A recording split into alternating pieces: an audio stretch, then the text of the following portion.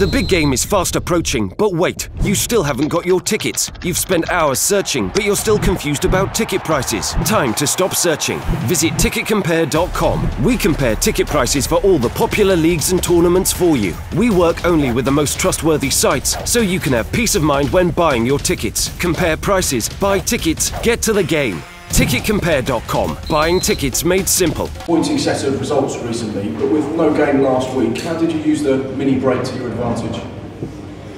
Well, we just trained as normal. It was a chance to give the players an extra day or two off because we didn't have the game of the weekend, but we didn't do anything particular other than continue to sort of work with the players who are fit and able to train. We had them on the training field.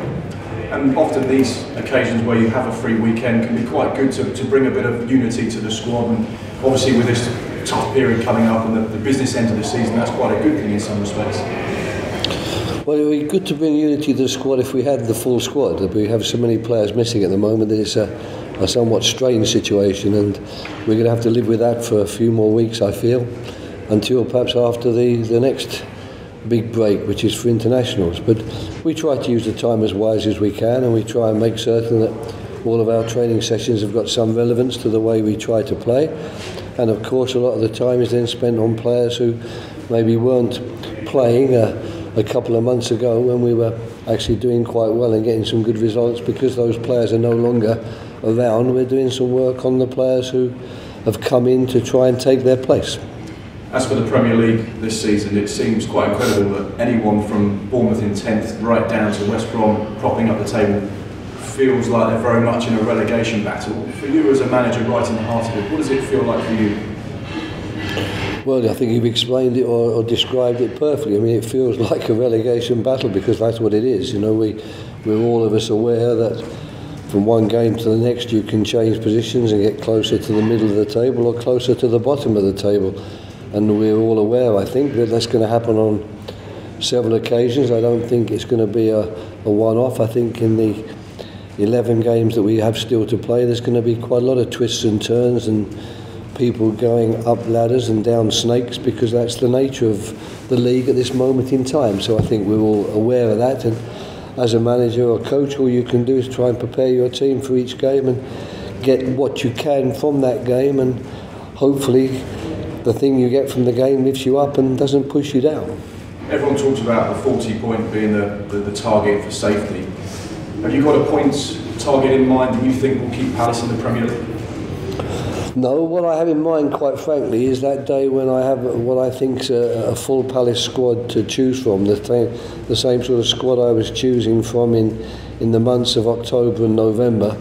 I'm looking forward to that day. In the meantime, I'm trying to get by as best I can for the club and for the players who are under enormous pressure, really, because they don't have an awful lot of help, if you like, from the bench, because we haven't got the players there who can help them out. They're having to play a lot of games, some of them, and step up to the plate week after week. So at the moment, as far as I'm concerned, it's a question of trying to get through the games until I can feel that I have a team which is perhaps a little bit more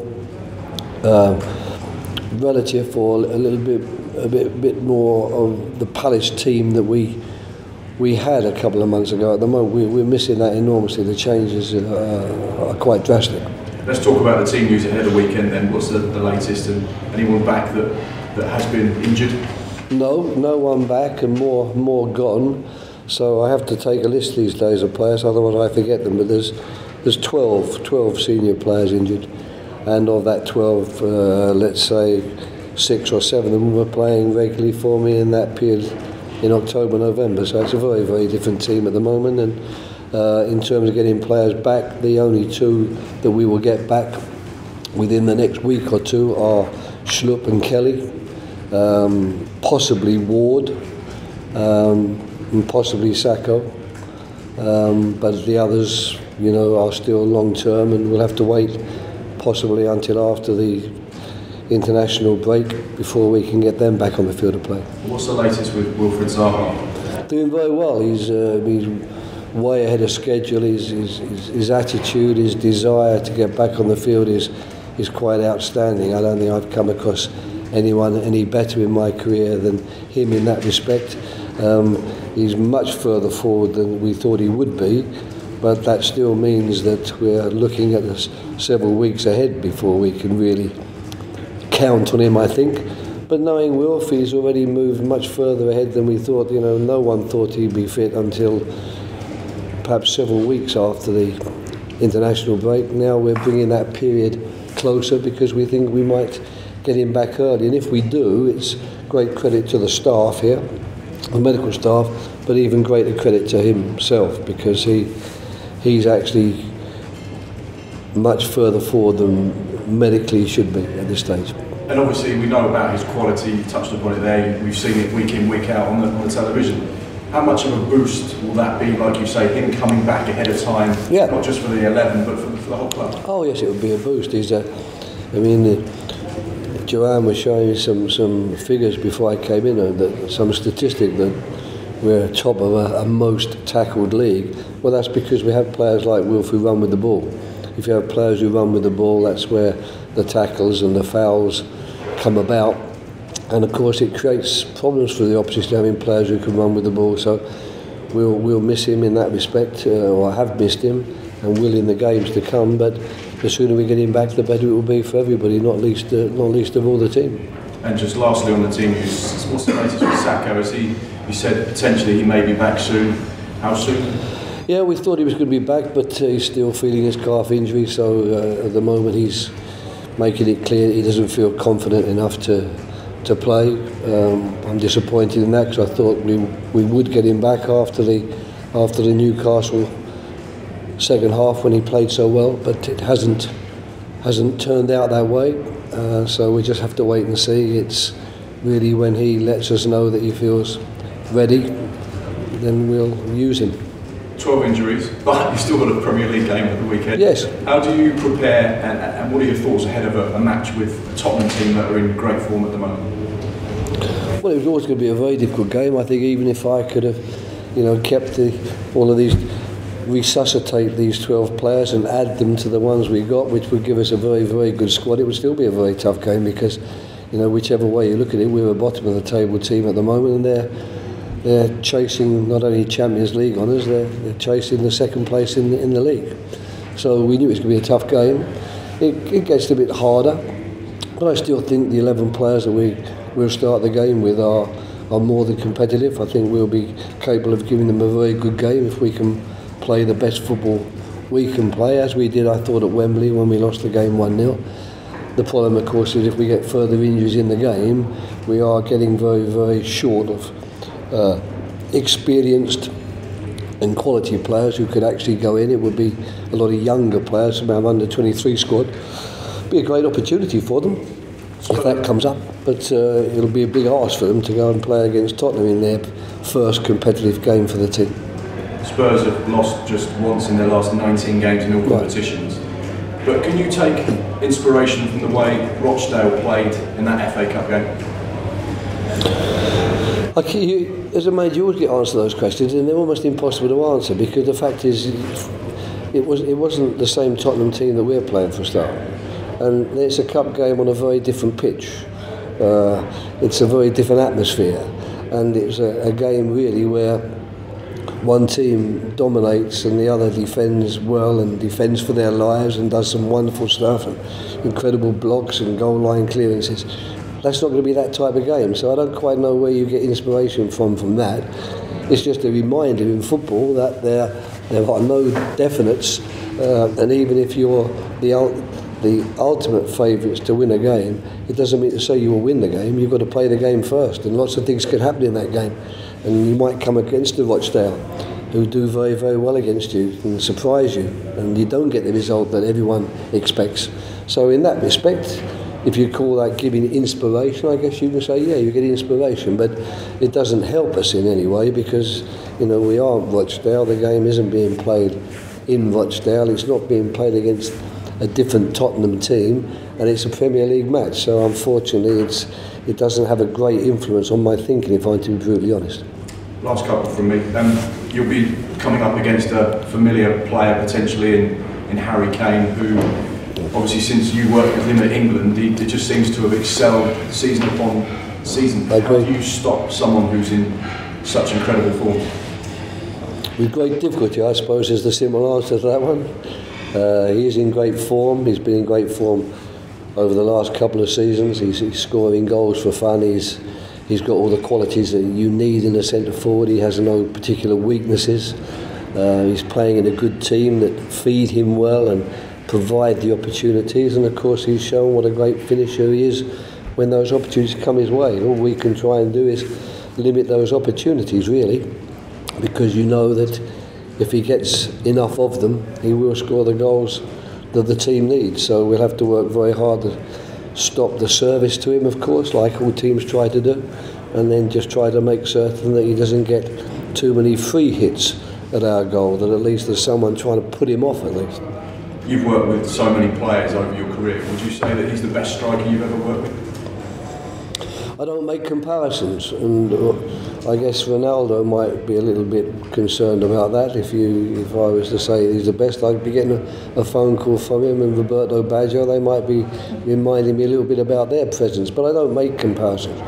All I'm prepared to say is he's an excellent striker. I was really pleased working with him. It was probably the early stages of his England career, but he'll get stronger and stronger both for Spurs and England, and I'm not the slightest bit surprised how successful he is, because he works to be successful and he has all the qualities needed to be that top centre forward. And unfortunately, I shall be on the wrong end of him on Saturday. I preferred it when I was on the right end of him when he was wearing shirts for the team I was coaching. And finally from me, obviously we've spoken about the challenges of this relegation battle. How much of your own personal experience and those years and years of management are you going to have to draw upon now between now at the end of the season to keep this team in the Premier League? All of them, I guess, is the answer to that one too. But I mean, the fact is that in the day-to-day environment, you don't think in those terms. You know, I don't come in here every morning getting ready to train thinking, you know, what element of my experience shall I draw on today. I just think about the training session and the work we need to do. Sometimes the experience you have, you're only aware of it when a situation arises where you've got to make a decision, and then you can draw on some past experiences which might help you to make the decision. So I hope that we will survive because of two things. We will survive because of the group of players that we have here and the quality that they have and their dedication to the task of trying to keep Crystal Palace in the league, and also to the work that I and my coaching staff will be trying to do with the players to make certain that they're going to every game as well prepared as they can possibly be. So that's the only answer I can give you. Thank you. Pleasure. Pete. We talked about the injury crisis at the moment. It's no more apparent in the goalkeeper position, is it? Because you've got Wayne Hennessy and then the youngster after that. There's been reports this week that you've had an old friend of yours from Liverpool days training at the ground, Calvary. What's the situation? Yeah, he's been very good. He's been with us just over a week now, Diego Cavalieri. He was released from his club Fluminense in Brazil. We got to find out about that, and we invited him to come over and do some training with us to see how he was and how he likes us. And I'm hoping that we'll reach an agreement with him. I think it's Doug Friedman and Steve Parish have been working very hard to get that agreement with him to at least stay until the end of the season and help us out in that way. And I believe they're well advanced in those discussions, but unfortunately not so far advanced that we'll have him with us on Sunday. A lot of people have said some good things about Hodgson and what he's achieved at Spurs, but everyone keeps coming back with the thing that until he gets a trophy, he won't be considered a great manager. Do you subscribe to that thought? Well, if he moves to Barcelona, he'll have a great chance of getting the trophy, won't he? Or Real Madrid, or give Bayern Munich a try from Tottenham. He'll get plenty of trophies, I would think. So I don't subscribe to it, no. I think that if you want to see his qualities as a manager, all you've got to do is to watch the teams he's been working with play. I'm thinking of Southampton and the job he did there, and I'm thinking of Tottenham and the job he's done there. So as far as I'm concerned, I don't need for him to lift a trophy in the air for me to say that I think he's a very, very good manager. And you know, as I say, if you really want trophies, and that's going to be the be-all and end-all and the only, if you like, description of your career, then you better move to one or two of those clubs at the very top of each league that can win trophies, because there's an awful lot of clubs in every league that can't win trophies, I'm afraid. Just going on from the Harry Kane question, you also brought Eric Dyer and Dele Alli into the side. Do you get some satisfaction about you've played a big part in their development and their future, perhaps?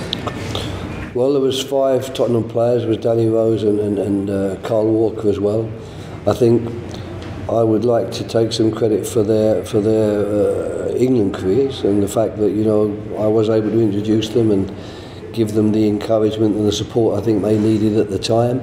But their development, of course, has been through Mauricio Pochettino, his staff, and Tottenham Hotspur. That's where they've developed as players. I would like to hope that they'll develop even more going forward as England players, so I believe in them all as England players, and I hope that one day people will look back and at least say that I played some part in that. But if you're really talking about their development and the fact they've grown and got better year by year, season by season, that will be the work that they're doing day after day, week after week in their club team with Mauricio Pochettino. Well, Tottenham the perfect example, perhaps, for other clubs. If you try British players, you can achieve good things. I don't like to get caught up in that debate. I mean, I don't think it's particularly relevant, you know, to talk about players should be from one particular nation or another. The way Tottenham have produced this team, of course, is laudable, and I think a lot of teams and managers and coaches and chief executives and owners look at it and think, well, wouldn't it be nice if we can populate our team with players that have come through the ranks and, you know, have been with us, you know, since the early days. I mean, don't forget Carl Walker and Danny Rose and Eric Dyer, Dele Alli. They haven't come through the actual Tottenham academy, but they've been picked up very, very early in their careers and formed, if you like, by Tottenham and the way they do things. So I'm certain there's lots of clubs looking at that.